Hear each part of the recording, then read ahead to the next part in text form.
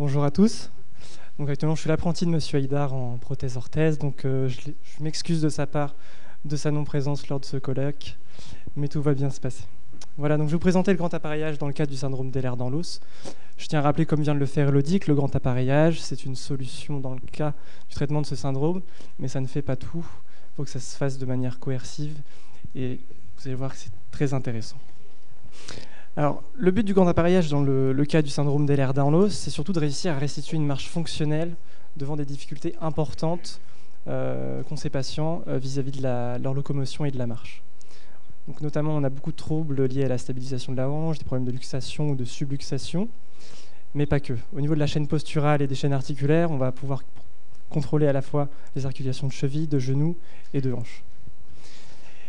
Et on a aussi un but dans la prévention de la douleur, une association antalgique liée aux instabilités articulaires et surtout un maintien important. Donc voilà, on a 3 types d'orthèses qu'on va fréquemment prescrire avec nos médecins dans le cadre du syndrome d'Ehlers dans l'os. Donc, ce qu'on appelle donc les suropédieuses, qui sont en fait des bottes que je vais décrire dans les diapos suivantes. Aussi un cruropédieux qui est constitué d'une botte et aussi d'un cuissard. Et puis enfin une pelvipédieuse qui n'est rien d'autre qu'un cruropédieux avec une pièce de corset de hanche. Donc, comme vous pouvez le voir sur cette diapo, on a une suropédieuse. Donc, comme je vous le précisais, c'est une botte. Ici, on a une botte articulée parce qu'on n'a pas envie de limiter la flexion-extension. On veut garder un maximum de mobilité pour essayer de donner une marche qui soit la plus physiologique possible à 4 temps. Donc c'est un dispositif en fait qui prend l'ensemble de la partie pédieuse que vous voyez ici et qui va remonter à l'apex du mollet, même le plus haut possible. Le but ici, c'est d'avoir un maximum de surface contentive pour limiter les pressions, pour les répartir de manière homogène et éviter les douleurs chez le patient. Donc on a une absence de butée. Ici, on a une articulation qu'on appelle une dorsiflex en fait, qui va nous permettre à la fois de contrôler une flexion plantaire et une flexion dorsale. Donc l'intérêt ici, c'est d'avoir un contrôle en fait de la stabilité du pied dans un plan frontal en contrôlant le varus ou le valgus de pied, tout en gardant une mobilité. Concernant le cruropédieux, en fait, c'est une extension de la suropédieuse. Donc on a toujours la même partie au niveau du segment jambier qui ne change pas, mais on va adjoindre un cuissard ici qui va être relié au segment jambier par un système articulaire construit de montants et d'articulation. Donc le cuissard, en fait, il va prendre l'ensemble de la cuisse. On va dégager la zone... Enfin, on va monter, en fait, plus exactement jusqu'au périnée. Et on va dégager une zone de flexion pour permettre la flexion de hanche. Excusez-moi. Donc le but ici, c'est qu'on a toujours une articulation au niveau de la cheville. Mais on va aussi permettre une articulation au niveau du genou pour permettre la flexion du genou. Sans embuter anti-récurvatum. Le but ici, c'est d'avoir une stabilité latérale, que ce soit au niveau du contrôle du valgum ou du varum, sachant qu'on est plus souvent sur des cas de valgum que de varum, et toujours sur le varus et le valgus du pied. Donc ici, on arrive à contrôler au final les instabilités de cheville, malgré un récurvatum de genou. Et dans de très rares cas, on va devoir verrouiller l'articulation de genou si au final en fait, on a un potentiel musculaire du quadriceps qui est insuffisant. Donc le but ici en fait, c'est d'aider le quadriceps lors de la phase d'appui à parfaire sa mise en rectitude pour qu'on ait une stabilité. Parce que souvent voilà, c'est l'insécurité qui va jouer dans ce type de pathologie lors de la marche. Et enfin le pelvipédieux, donc toujours l'extension du cruropédieux, mais ici on va adjoindre un corset lombaire, donc qui va partir de la pointe de la scapula et qui va descendre jusqu'au grand trochanter. Donc on aura aussi une articulation libre de hanche. Le but c'est vraiment de garder du dynamisme. On n'a pas envie de verrouiller la marche, sinon on se retrouverait en fait dans le cas d'une marche pendulaire, une marche un peu en robot, et c'est a priori c'est exactement ce qu'on veut éviter. Donc l'intérêt en fait de rajouter un corset lombaire à un cruropédieux pour former un pelvipédieux, c'est au final de réussir à éviter les luxations ou les subluxations de la hanche. Alors vous pourriez me dire pourquoi est-ce qu'on ne ferait pas une décharge sous-ischiatique sur ce type d'appareil, notamment sur les cruropédieux. Le problème c'est que si on fait une décharge sous-ischiatique sur ce type d'appareillage, on est obligé de verrouiller le genou. Parce que si on déverrouille le genou, au final, la scie va se faire au niveau de la partie fessière, et si le patient appuie sur ses fesses, il va tomber instabilité. Donc c'est quelque chose qu'on ne fait pas, et à ce moment-là, c'est beaucoup plus intéressant de partir sur un pelvipédieux pour contrôler la hanche.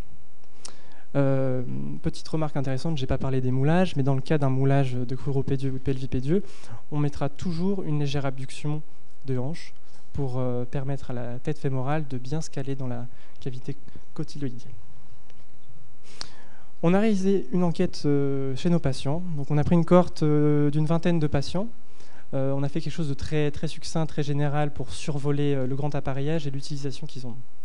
Donc ces questions, c'était d'arriver à savoir s'ils arrivaient à porter quotidiennement leur appareil ou non, s'il y avait des raisons particulières pour la non-mise et le non-port de cet appareillage, et savoir si, grâce à cet appareil, ils avaient réussi à mettre de côté, par exemple, un fauteuil roulant s'ils avaient l'occasion de l'utiliser, mais aussi d'augmenter leur périmètre de marche, à la fois en intérieur et en extérieur. À l'intérieur, je parle de la maison, déplacement quotidien au sein de la maison, et en extérieur, peut-être d'arriver à faire 200 mètres dans une journée, 300 mètres autour de la maison, pour reprendre une certaine vie sociale. De cela, on a voulu s'intéresser à la qualité et au gain d'autonomie chez ces patients, mais aussi à la fatigue. Et ce qui est intéressant de voir ici, alors je ne sais pas s'il y a une corrélation à faire entre la diminution de prise dentalgique et la fatigue. Non, excusez-moi.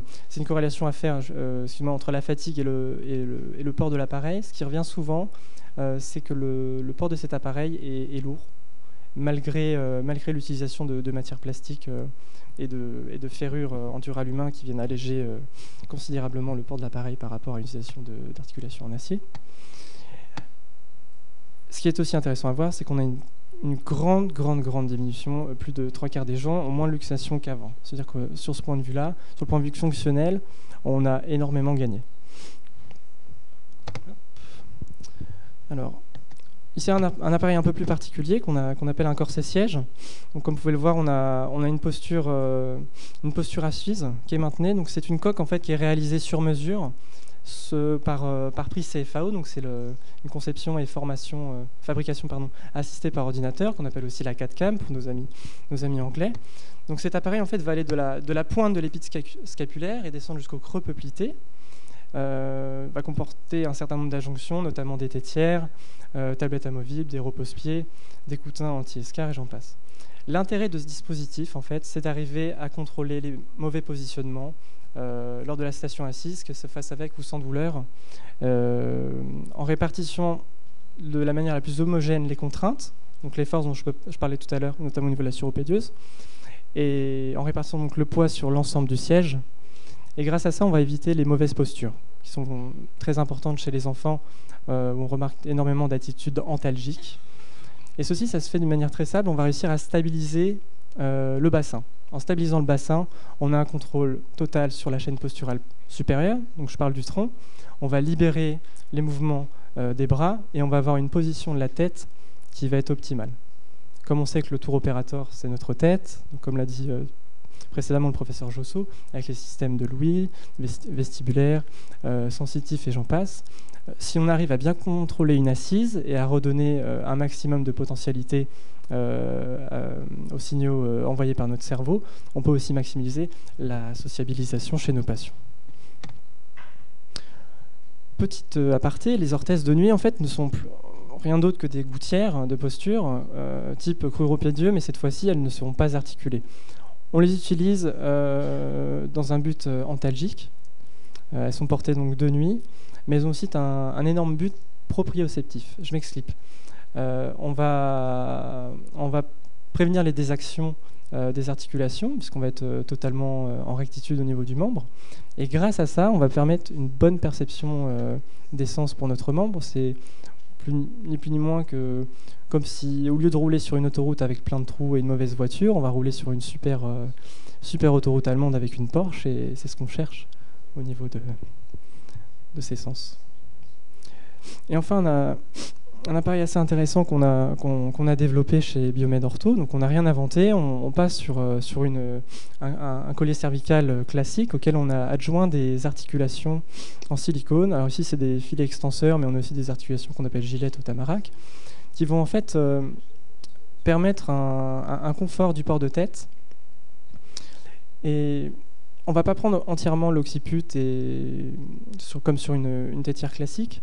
On va vraiment rester sur une base cervicale et avec un appui mentonnier, ce qui fait que sur certaines douleurs, au lieu d'avoir un appui sur une nerf classique, on va venir appuyer fortement la base du manteau. On va permettre en fait une descente et lors du report de tête, de leur monter sans fatigue. Et c'est quelque chose qui est très appréciable chez nos patients. Alors ici, je vais vous présenter un petit film qui a été pris donc à Reims d'un patient appareillé. Je me demande si ce n'est pas Philippe qui a été présenté tout à l'heure par le professeur Josso. Non, ça n'a pas marché. On va le mettre autrement. Bon, ça ne passera pas. Ce n'est pas grave. Bref, on vous présentait en fait, sur cette vidéo, on voyait un patient appareillé. Oui, pourtant j'ai chargé. Mais je vais vous l'expliquer, c'est pas un souci. On avait un patient qui ne marchait plus ou devait sûrement se déplacer en fauteuil. Et grâce à l'appareillage, et important, je ne l'ai pas précisé, mais toutes les personnes appareillées qu'on appareille ont le port de vêtements compressifs. Donc on va aussi aider la proprioception. Donc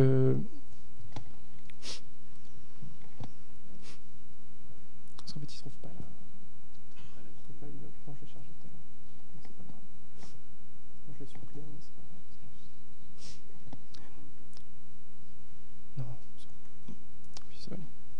Et donc grâce au port du chouropédieux et du pelvipédieux, on a réussi à redonner une mobilité à ce patient. Donc vraiment l'intérêt du grand appareillage ici, ce n'est pas une solution générale, c'est un outil qui vient venir aider l'ensemble des professionnels et des disciplines qui viennent traiter le syndrome d'Ehlers-Danlos. Et grâce à ça, on permet une réhabilitation, on permet une rééducation de la marche et on redonne de l'autonomie. Donc c'est important que ces appareils soient portés au quotidien, pas toute la journée. C'est vraiment un but de rééducation, rééducatif. Et on irait à l'encontre des effets qu'on recherche si on était sur un port journalier. Voilà. Voilà, simplement. Très bien.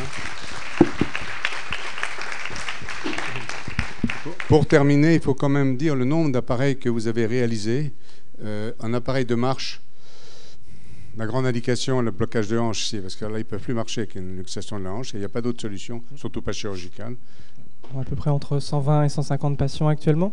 120-150 patients de Ehlers-Danlos appareillés pour la marche. Pour la marche. Et puis pour les coques, ça marche très bien pour les enfants, même les adolescents. Les coques, j'ai pas les c'est quelques dizaines probablement. Voilà. Et puis les orthèses de nuit, c'est de plus en plus. Même chez les adultes. On les mettait chez les enfants par habitude, mais les adultes les réclament et ils dorment quand même beaucoup mieux avec ça. Ils ont moins de douleurs et des réveils plus faciles. C'est tout, on est obligé d'avancer un tout petit peu. Je voudrais beaucoup remercier l'équipe de Rami Haïdar parce qu'ils ont fait un travail extraordinaire et ils vous montrent un des résultats parce que c'est notre mascotte. Vous voyez qu'elle a une orthèse de marche, vous l'avez vu sur les documents. Et là, elle monte à cheval avec l'orthèse, mais l'orthèse est adaptée pour le cheval aussi. Et elle m'a envoyé avant-hier un message très gentil en m'envoyant une autre image que je vais peut-être avoir le temps de montrer tout à l'heure, ou dans l'après-midi, pas maintenant. Et elle m'a dit qu'elle faisait les compétitions internationales maintenant d'équitation. Et elle réclame une nouvelle orthèse. Donc il va falloir une autre parce qu'il faut changer celle-là encore. Peut-être elle a changé de cheval, je ne sais pas. Voilà. Mais c'est fantastique, quoi. Voilà. Elle est en fauteuil roulant depuis plusieurs années. Hein.